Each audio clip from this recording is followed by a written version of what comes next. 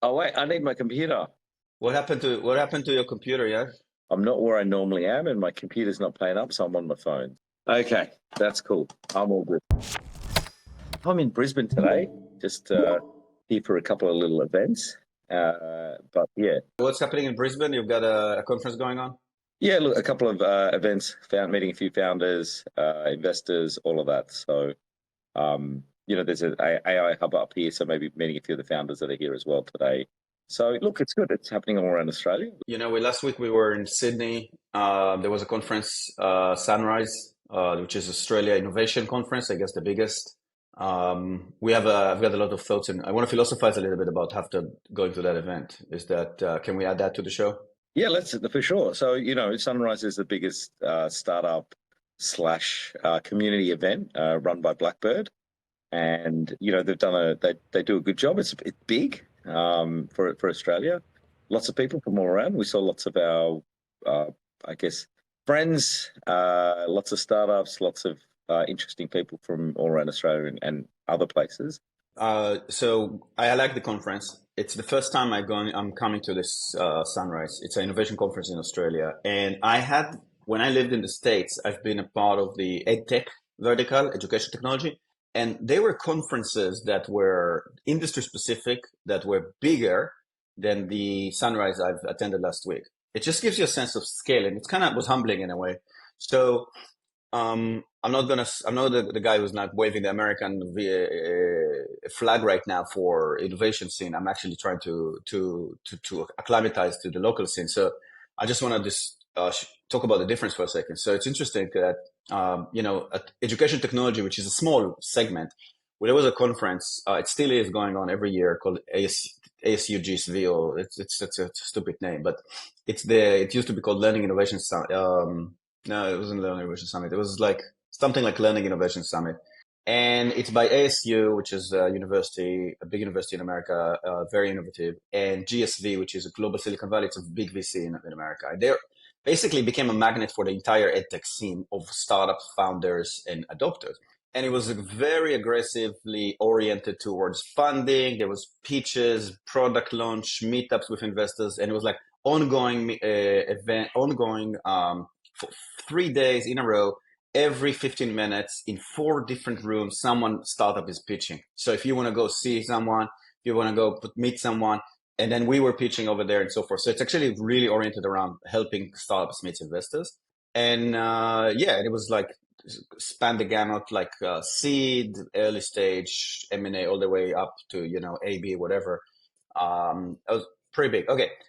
Zoom in back to Australia, you got a really big innovation scene, but it's actually quite diffused. So that's confused me. I came expecting a lot of startups, a lot of founders, a lot of investors, but actually there's a bit more broader, capturing the entire innovation scene. So I think it just goes to show that in Australia, we are like, I don't want to say behind the curve, but we are like, what's ahead of us? You can kind of tell what's ahead of us in terms of maturity of the ecosystem, in terms of where the opportunities lie and so forth. So I expect that the things I've seen maybe 5 years ago in places like Arizona is like stuff we're going to see coming up in this part of the world soon. So that's something to look up for. What's your one take? I can go on forever, and I will, but what's yours? If you said that a bit quicker. No, I think, look, it's good. I think it's easy to criticize events and the way that was. I wasn't wowed by what that was in terms of some of the conversations weren't necessarily I don't want to be critical, but it's good to bring people together. I think there's a lot of people who are, I guess, use that as a just way of, permanently in that startup mode, not doing things, exploring. And I guess that's part of what that was. I didn't find some of the talks and some of the presentations necessarily that interesting for me. Even, we attended some of the AI discussions. It wasn't necessarily something that I went, it's good that the discussion's happening. But what I found was, I think bringing community together was good. And so I had some really great conversations with different people. And that community part of it was great. But yeah, I was a little bit underwhelmed by some of content and some of the other things that were there. But like I said, I don't want to criticize it. It's hard to organize these things. It's good that we're having all these things in Australia, and it was also good to see that, obviously the big discussion was always around AI. And Hey, Yash, I wasn't criticizing it. All I'm saying is that it was interesting to see that the way you do the events in this part of the in this ecosystem, you're a little bit aiming broader, aiming like you try to capture a bigger audience. So you're doing like stuff for people who wants to work in the innovation ecosystem, as opposed to just founders and investors. And it's like a signal about where you are in the maturity of the ecosystem, yeah, which is, exactly. let's be honest, Australia is a kind of half a generation behind. So, 5 years, 5 to 15 years behind the maturity in terms of the size. And that's a good thing to be if you're investors, because now it's, that's a good thing to do. You don't want to be when it's too late, too crowded. Yeah, excellent. So let's talk about what's been happening this week in AI. What's some of the favorite things you've seen happening this week? There's, once again, there's always big progress, new models, whatever. What's been your sort of favorite thing that stood out this week? I think big deal is that Google is baking their Gemini into the search bar of Chrome. I think it's a super. It's beautiful to see their investment in basically the browser becoming a leverage point so many years into the future after they've done it. With no one had any foresight that this is where it's going to be, but it's basically a way to force their way into to be AI relevant. And I think I'm waiting to see how it's going to play out, to be honest. So to recap, Google basically announced that they're going to bake like you could type any. It's like basically you can at Gemini when you search any Chrome browser, and Chrome is by far the most popular browser these days. And I think it's really, when they came up with the Chrome. Do you remember when Google came up with Chrome back in the day? And it was like, why would Google do that? And the argument was that they can't let the operating systems own the gateway to the internet, and it played out well. They kicked Internet Explorer off the chart. They kicked Safari's ass a bit, and Firefox, they pretty much destroyed it. And because they have a superior product, better internet, faster, etc., and they were able to basically keep the internet neutral, but slowly over time they crept in the Google. They made it Chrome and more and more Google friendly, right? So you have a profile, and guess what? It's a Google profile, and it does certain things that are very Google oriented, like the web store and so forth, the plugin ecosystem and so forth. Okay, so far so good. And now AI comes, and I think that's really, it's like if you think about the gateway to the internet is being a search, and now the gateway to the internet is being search and AI, and where that can take you, I think that's a powerful statement, a strong move in terms of competition. You want to poo-poo it a bit? Give us the other side. No. Look, I agree with you, but they kind of have to. If you look at what Meta did, so if you look at what's now in WhatsApp, what's in Facebook, they're doing exactly the same thing. So to me, all of the players are doing this, making AI that you don't have to go somewhere in terms of using their LLM. So I think every one of the big guys is integrating into their product. So I think the bigger question is, well, what does that mean for all the startups that are creating all these things outside of that, right? That it's going to be available. So that's almost commoditized. And so for search, if you're using WhatsApp, you're using messaging, it's all going to be, it is almost now becoming native, right? So you can type and it's just integrated. And I think it's logically makes sense. But I do go, what's the differentiator? Like for Google doing that, for WhatsApp doing it, I'm getting a little bit confused with which one I use where. And for example, I'm finding on my WhatsApp, it's kind of interesting to have that there, but I'm not sure what to do with it all the time, because I've also got my Chat GPT, I've got my Claude, I've got all these different models now, and different flavors are used for different things. But I think it'd be nice to just have one across everything.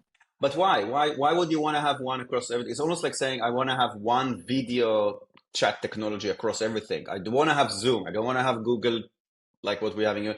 and I don't have WhatsApp, and I don't have FaceTime. But actually, it doesn't make sense. Think about it. If you think about it as like a feature, then like you would have it everywhere, right? Like, so I'm on a WhatsApp, I can video call. I'm on FaceTime, I can video call. I'm inside a Google this day. Inside Gmail, I can press a button and video call, or I can go dedicated to Zoom or whatever, or Teams. Don't you think it will end up like that? They will just going to be, the phrase is, you're going to get LLM in every text box. Yeah, it's native. Yeah, I think it will be native in everything. I wonder then how. Well, I wonder how people are going to write or people are going to create, and how whether people will be able to do that, because they'll become so dependent on a little bit, like people are dependent on search to be able to come up with, putting research together. And so, look, I think it will turbocharge what output for some people, and I think it'll also make people almost dependent on this technology to not be able to write otherwise. So my first of all, I agree 100%. Like when I need to write something now, it's like I write it into ChatGPT and then I copy it and edit it there. I think this kind of spills into, I said it earlier that I want to philosophize in this chat. So, we went last week to Sunrise, met a lot of founders, and we've seen a lot of what people are actually working on. And I think that's been eye-opening. And, people are talking about where are the opportunities in this AI wave, right? Is it in the infrastructure? Is it in tooling? Is it in the application layer? People are more hesitant on the application layer. They're more bullish on the tooling. I think on the both tooling and infrastructure. And I think when you talk, like, let's talk about it for a second. So what is infrastructure? So infrastructure is putting $1 billion into some sort of model or some sort of new tool and who can do that? Well, the big guys can do that. And the tech titans are doing it and deploying unbelievable amount of money there.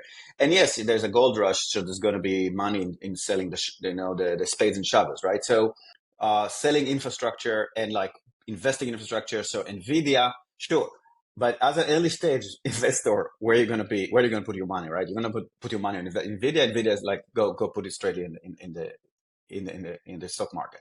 So, I'm like, you have to watch what's going on in infrastructure. And if you can get an edge in there, go for it. And again, these are infrastructure investments. So this is at the level of like the silicon, the data center, of course. But it's interestingly, I just had like a mental block. It's not a data center anymore. Think about it. It's a compute center now. Like we used to think of it as a data center because like database, just the data, but it's actually a compute center anyway. So it's around those data center, compute centers, and so forth and so on. The tooling, what's interesting in tooling? So you go, if your thesis is like, look, people are building now applications with this technology. What tools are they using to build those applications? I'm going to invest in those. So you got LangChain, you've got Hugging Face, and you've got 1,001 different kind of developer-oriented kind of technologies. And then the application layer, and I feel that there's a lot of wariness in the application, like where in the application layer are you going to make money? And what's an investment framework and an investment thesis around that? And I think last week when we saw a bunch of startups, we saw innovation in, HR tech, mental health tech, med tech, dashboarding technology or whatever, data analysis technology. I think the way to understand that coming tsunami is to say, wait a second, AI is this technology that can make almost any product a bit smarter. Fair enough, agree? So if you've got just a chat between two people and you throw in an AI like Meta just did, then I can start asking it, hey, summarize what Yash just said, or remind me what we talked about last week. And you can kind of start, well, that's kind of adding intelligence to the chat. So a good mental model for like what's to expect is to look at every tool at the application layer. So it can be Canva, and it can be a word processor, and it can be, any app on any phone and any B2B SaaS product. Okay, that's the application layer. And think what happens to this product when we make it more intelligent.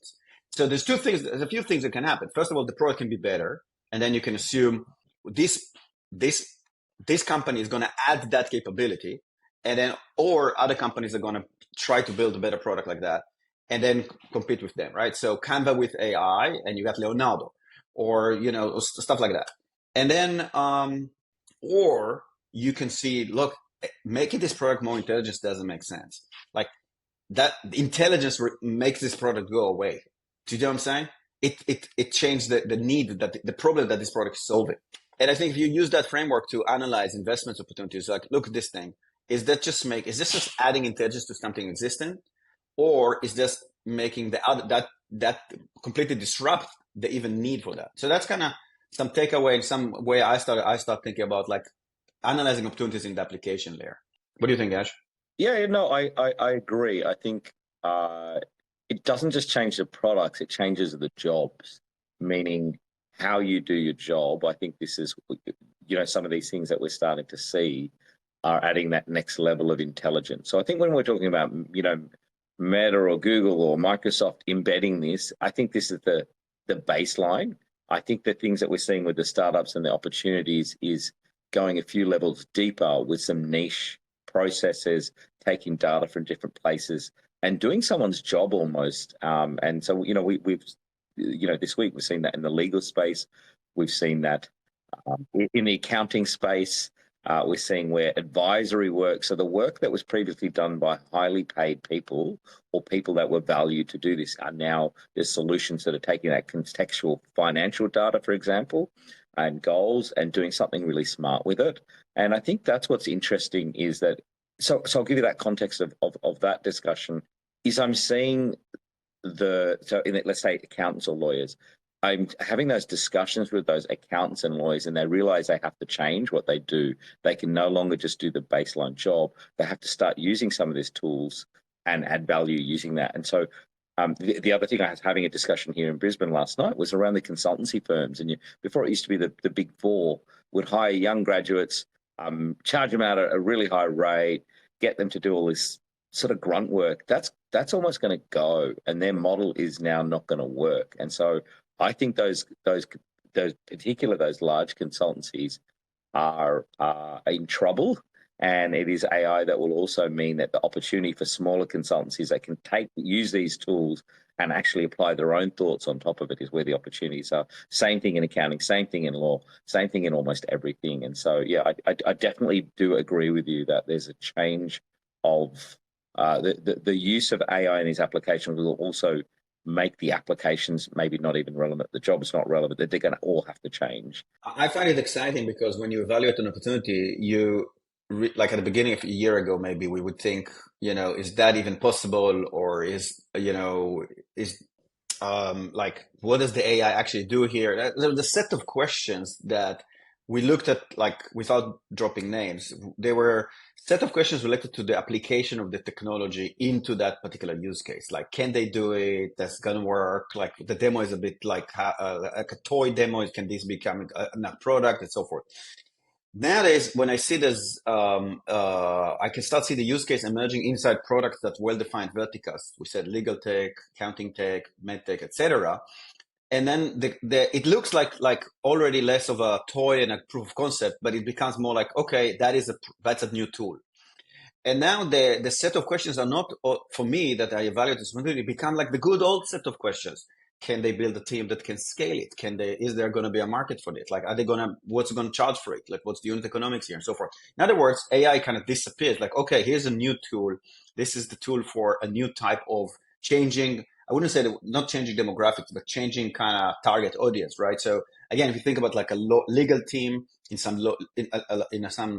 lawyer's office, and you think about what the tools of the trade is, and you see how this changed, and you think, am I targeting? I'm targeting the future. And I think that's the same paradigm that shifted. When new groups of users starting to do new things, that's when you've got a big opportunity. So again, using the well-loved example of Canva made money not from selling to graphic designers, but to selling to everyone else who can now do graphic design. And then like take that to the extreme, right? So when you say like, what opportunities do we have? What opportunities do we have that where new type of tool now makes something that only a few people could do before. Now everybody can do that, and that's a great example for how to look through opportunities. So if you're talking about like maybe dashboarding technology, it used to take a lot of money and set up, and big companies like Fortune 500 style companies can meet other enterprises and establish do a data lake and build software, top of analytics software, all the way until all you get is a little dashboard that the management can use. If there's a technology that can disrupt all that, and Sunday, it's not going to just disrupt the enterprise, it's going to make everyone able to do all those things. That's the type of boost that technology can give. And that's the kind of, I think, paradigm for which to, the lens for which to analyze the, your deal flow in order to pick winners. But I do think it's interesting, just this discussion on having a reflection on the week that we've had, where we're seeing lots of startups, that there is massive change afoot.